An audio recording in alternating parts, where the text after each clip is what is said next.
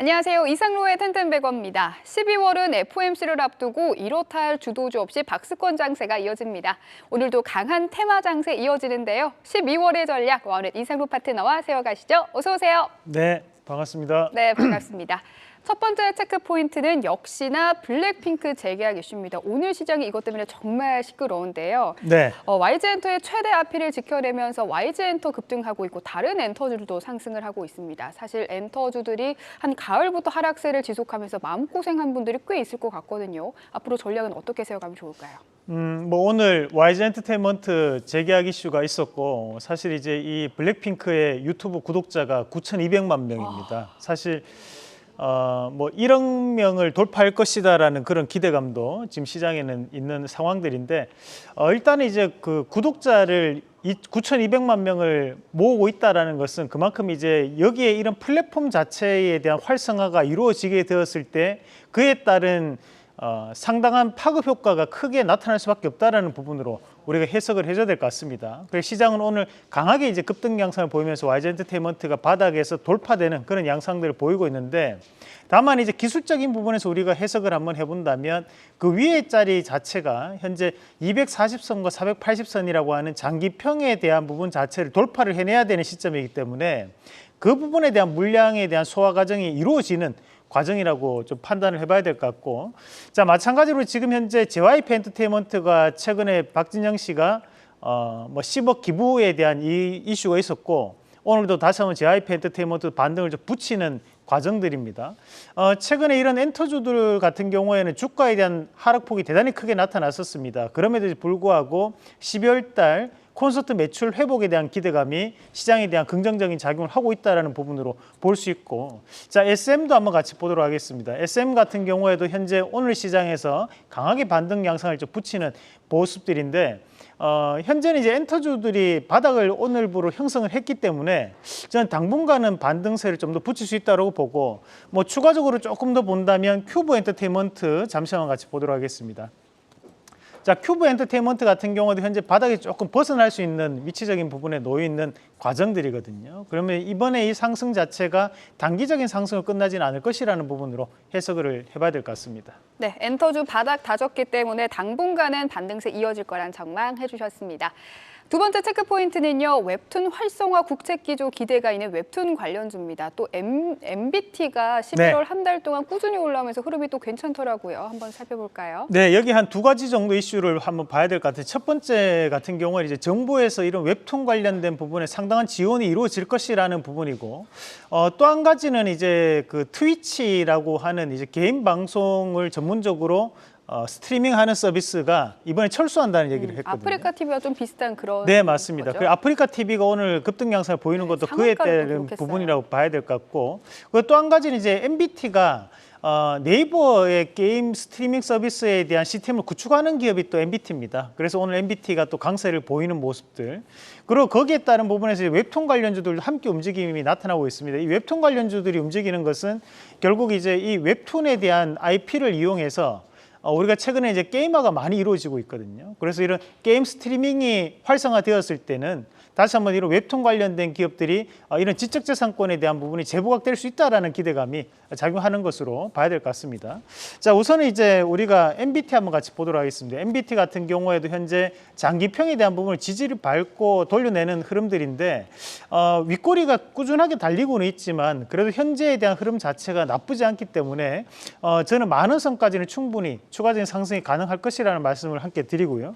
마찬가지로 Y랩도 한번 같이 보도록 하겠습니다. 이 Y랩 같은 경우에도 보면 일진물이라는 이런 것들에 대한 하이틴물에 대한 웹툰을 거의 제작을 많이 하고 있는 기업인데요. 그렇다 보니까 지금 현재 주가적인 추이 자체는 큰 변화가 없는 모습들이 나타나고는 있지만 이 자리에서 한번 강한 수급이 한번 들어온다면 주가가 꽤 빠르게 바뀔 수 있는 자리라고 보고, 그리고 DNC 미디어 같은 경우에도 지적재산권에 대한 부분이 부각될 수 있다는 점도 참고로 한번 해볼 필요가 있겠습니다. 네, 좋습니다. 말씀하시는 중에 MBT는 또 상승 VI가 걸렸네요. 네. 마지막 체크 포인트는요, 크리스마스 기대와 정책 수의 두 가지 더블 모멘텀이 있는 유아 관련주입니다. 한번 살펴볼까요? 네, 맞습니다. 이 사실 이제 12월 달 다가오면서 또 크리스마스가 다가오면서 우리가 아이들은 여전히 아빠가 산타라고 생각하는 사람 많거든요. 우리 권미정 앵커도 아빠가 산타라고 생각하십니까? 아, 한때는 그랬죠. 맞죠. 네. 그런 환상을 또 깨주기 싫은 우리 아빠들이 또 열심히 하러 가는 것이 또 이 크리스마스 시즌인데, 그렇다 보니까 이 유아 관련된 기업들이 또 오늘도 강세를 좀 보이고 있습니다. 최근에 또 SAMG 엔터테인먼트부터 한번 같이 보면 현재 이제 바닥권역에서 이제 강하게 오르는 모습들이 나타나고 있습니다. 이 사실 이제 최근에 우리가 이마트라든지 홈플러스 같은 데 가면 이 티니핑 럭키박스라고 해서 엄마 아빠들 사이에 또 유행하는 그런 럭키박스가 또 있거든요.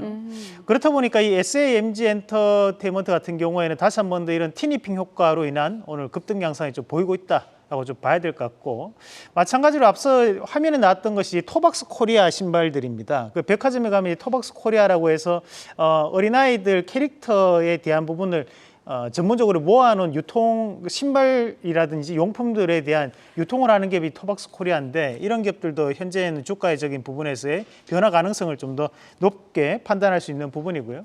오늘 시장에서 이슈가 되는 것이 아가방 컴퍼니가 조금 강세를 좀 보이고 있습니다. 사실 우리가 이 아가방 컴퍼니 같은 경우는 과거에는 저출산 관련주 또는 우리가 유아 관련주로 엮이는 기업들인데, 사실 이제 유아 용품들이라든지 또는 이제 유아 의료 관련된 기업들이 저출산 관련주라든지 유아 정책 관련주와 극히 사실 상관관계는 없거든요. 하지만 이제 그런 부분 자체도 시장에서는 상당히 부각받을 수밖에 없다. 뭐 최근에는 보면 정책적인 부분 자체가 이슈가 될 때마다 이런 유아 관련된 기업들이 움직인다는 것은 결국 총선을 앞두고 있는 상황에서 이런 유아 관련주에 대한 상승은 우리가 반드시 눈여겨봐야 되는 그런 상승이라 보고, 위치적인 부분 자체를 가격적인 부분으로 판단을 한번 해본다면 지금 아가방 컴퍼니는 충분히 장기적인 성장성을 좀 보일 수 있는 자리라고 봅니다. 그래서 우리가 총선까지에 대한 정책고 다시 한번 참고를 한번 해본다면 제로투세븐이라든지 아가방 컴퍼니 같은 기업들은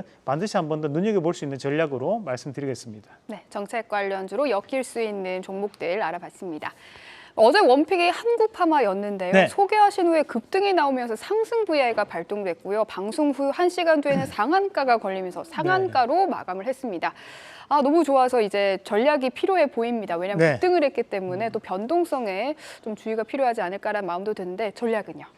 사실 이제 전일 저희가 이제 항상 종가로 수익률을 매기기 때문에 전일 상한가 갔던 것은 사실 저희가 수익률에 포함되지 않습니다. 다만 이제 오늘 시장에서도 강하게 오르면 10% 이상 급등 양상을 좀 보이고 그런 모습들이었는데, 현재 이제 폐렴 관련된 부분 자체가 여전히 확산되고 있는 분위기, 그리고 이제 이 한국파마 같은 경우에도 이 폐렴 치료제를 2016년도에 품목 허가 신청을 했던 기업입니다. 그래서 이렇기에 대한 부분 자체가 시장에 알려지지 않은 재료였지만 이 방송을 통해 좀 알려지면서 강한 급등세를 좀 동반했다라고 보는데, 지금 이제 이 주봉상으로 봤을 때 이 한국파마가 거래량이 1,000만 주만 넘지 않는다면 충분히 추가적인 상승 가능성은 좀 더 우리가 눈여겨봐야 된다. 이 폐렴 관련된 부분이 겨울이 지금 현재 상당 부분 진행되고 있기 때문에 쉽게 꺼지지는 않을 것 같거든요. 그래서 이 기업도 수익을 극대화시키는 전략으로 말씀을 드리겠습니다. 네, 오늘 자세히 살펴볼 관련주 SK하이닉스 반도체 협력사입니다. 바로 살펴볼까요? 네, 뭐 지금 현재 SK하이닉스가 내년에 영업이익이 상당히 좋아질 것이라는 발표가 나오면서 이런 SK하이닉스 발 반도체 협력사들이 또 재평가를 좀 받고 있습니다. 요 SK하이닉스 발 협력사들은 다시 한 번 더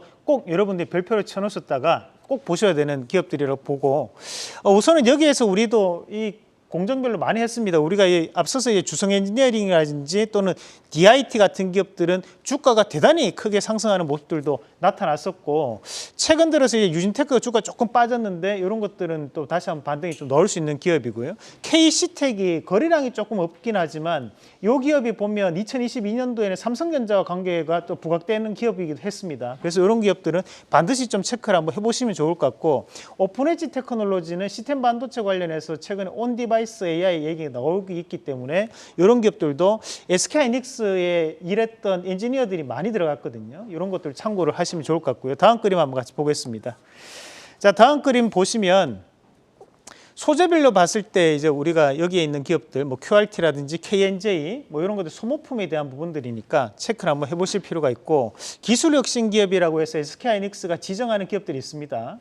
DIT가 100% 이상 또 상승을 했던 기업이기도 하고 뭐 솔브레인이라든지 APTC 뭐 이런 기업들도 반드시 체크를 한번 해보자 말씀도 드리겠습니다. 오늘의 원픽도 공개해 주시죠. QRT라는 기업인데 우리가 이제 QRT가 좀 생소하신 분들도 많이들 계실 것 같습니다. 이 QRT가 반도체 신뢰성 테스트라는 기업인데 사실 우리나라에서는 많이 알려져 있지 않지만 옆 나라 이제 대만만 가더라도 QRT와 똑같은 동종 업종에 대한 종목군들이 매출이 약 1년 동안 1,000억 원씩 나옵니다. 그런데 이제 이런 것들은 반도체 업황이 확대되거나 또는 이제 비메모리 반도체에 대한 수요가 늘어나면 이 매출이 늘어날 때가 많거든요. 그러니까 지금 이제 QRT 같은 경우에도 반도체에 대한 기저 효과가 나타나고 있는 상황들이기 때문에 우리나라에서 다시 한번 재평가를 좀 받을 수 있는 기업이라고 보고 대신에 이제 1차적인 목표가를 한번 잡아본다면 17,900원, 그리고 손절가는 14,500원 제시해 드리겠습니다. 네, 오늘의 원픽 QRT입니다. 고맙습니다.